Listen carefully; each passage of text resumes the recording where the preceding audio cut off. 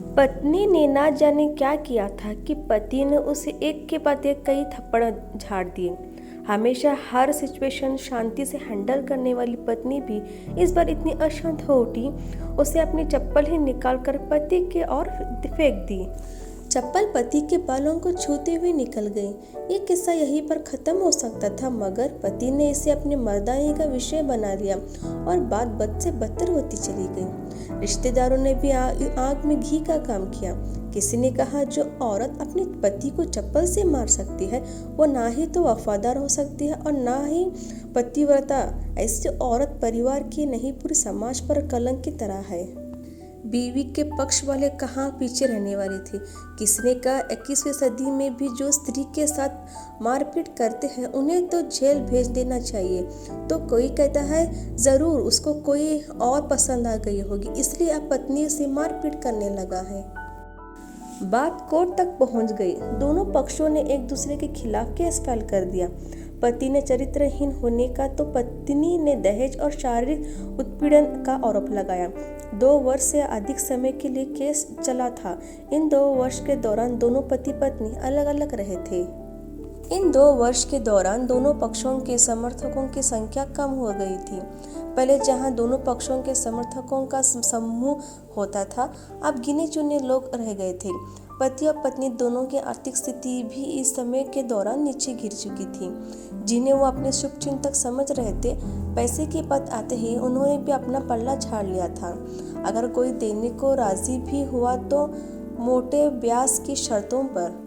आखिरकार वही हुआ जो सब चाहते थे, डिवोर्स। हर कोई खुश था, दोनों पक्षों के रिश्तेदार, उनके माता पिता और दोनों के वकील। लेकिन 5 साल की शादीशुदा और एक सुंदर बेटी होने के बाद मिली इस डिवोर्स से पत्नी मुक्त थी और पति शांत। शायद ये एक इत्तेफाक ही था कि इस खुशी को मनाने के लिए दोनों पक्ष के लोग एक ही चाय की टपरी पर बैठे आमने सामने। इत्तेफाक इसलिए क्योंकि ज़्यादातर लोग जो एक दूसरे के विरोध पक्ष को सपोर्ट कर रहे थे वो एक दूसरे को अच्छे से जानते भी नहीं थे। पति पत्नी भी इन सभी से दूर एक दूसरे के सामने बेंच पर बैठे। पत्नी ने पति से कहा, अब तो खुश होंगे ना, तुम्हें मन की जो हुई है मुबारक हो। तुम्हें भी तो आज जीत गई हो, मुझसे तलाक तो तुम्हें भी मिल गया है। कॉन्ग्रेचुलेशंस टू यू टू, पत्नी ने कहा। तलाक को तो तुम जीत का प्रतीक समझते हो, पत्नी ने पूछा। पति चुप रहा। थोड़ी देर की शांति के बाद पति ने कहा, मुझे तुम्हें 5 लाख रुपए अभी और हर महीने 8,000 देने का आदेश है। अभी मेरे पास पैसे नहीं है, इसलिए हमारा मतलब मेरा जो सिटी में प्लॉट है उसे तुम्हारे नाम कर देता हूँ। पत्नी बोली, लेकिन उस प्लॉट की कीमत तो 18 लाख की है। हाँ, लेकिन हमारी बेटी तुम्हारे साथ है और आगे जाके उसका खर्च भी पड़ेगा, तुम्हें थोड़ी आसानी होगी। पत्नी ने कहा, नहीं नहीं, मुझे सिर्फ 5 लाख ही देना और तुम हर महीने 8,000 तो देने ही वाले हो, मैं मैनेज कर लूँगी। अगर 5 लाख नहीं है तब भी कोई बात नहीं, पत्नी बोली। दोनों फिर शांत हो गए। पति सोचने लगा, कितनी भोली और समझदार है ये औरत, जो कुछ समय पहले तक मेरी पत्नी थी और अब अनजान। ये वही है जो कम से कम खर्च में घर चलाती थी और पैसे बचाकर मेरे जन्मदिन पर, बर्थडे पर हमेशा मेरे लिए नए कपड़े खरीद लेती। कभी बीमार भी हो जाती तो पैसे बचाने के लिए मुझे मालूम ना होने देती और घरेलू नुस्खों से अपना इलाज कर लेती। मगर घर में कोई और बीमार होता तो तुरंत डॉक्टर के पास लेकर जाती। मेरी ही मत मारी गई थी। मैं ही अपनी झूठ मर्दानी के चक्कर में इतना बड़ी गलती कर बैठा। पत्नी के दिमाग में भी उथल पुथल चल रही थी। अभी भी वैसा का वैसा ही है। पहले भी खुद से ज़्यादा हमारे बारे में सोचता था और अब भी वही कर रहा है। ये वही आदमी है जो मुझे एक्सीडेंट से बचाने के लिए खुद मोटरसाइकिल के आगे कूद पड़ा था और अपनी उंगली तोड़वा बैठा था। पता नहीं कौन सी मनुष्य घड़ी में मैंने झगड़ा कर बैठी। पति ने मौन तोड़ते हुए पूछा, अब तुम्हारी कमर का दर्द कैसा है? ज़्यादा तकलीफ तो नहीं होती? पत्नी हल्का सा मुस्कुराई और बोली, अभी भी होता है, अब तो पेट में भी क्रैम्प्स होते हैं। वो तो होगा ही, तुम योगा या कसरत भी तो नहीं करती हो, अब किसी गायनेकोलॉजिस्ट को जाकर दिखाना।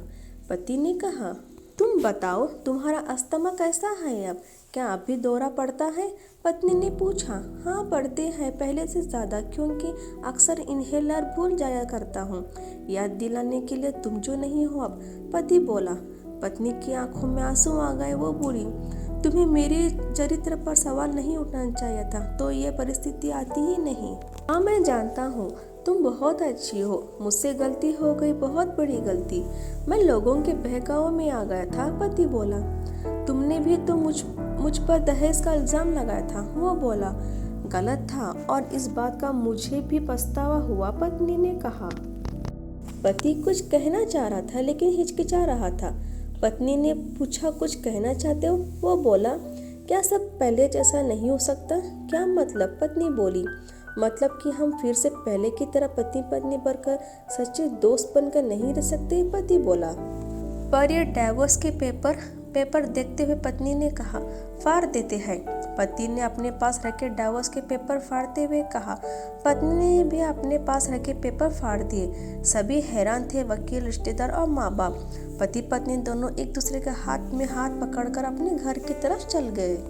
दोस्तों, ये कहानी उन हर पति पत्नी के लिए बड़ी सीख है जो छोटी छोटी बातों पर लड़ते हैं और इन झगड़ों को बड़ा बना के अलग होने का डिसीजन लेते हैं। प्यार और झगड़ा तो एक सिक्के के दो पहलुओं की तरह है। दोनों को स्वीकार करना होगा, तभी यह पवित्र रिश्ता उसकी मंजिल तक पहुंच जाएगी। Please subscribe to channel.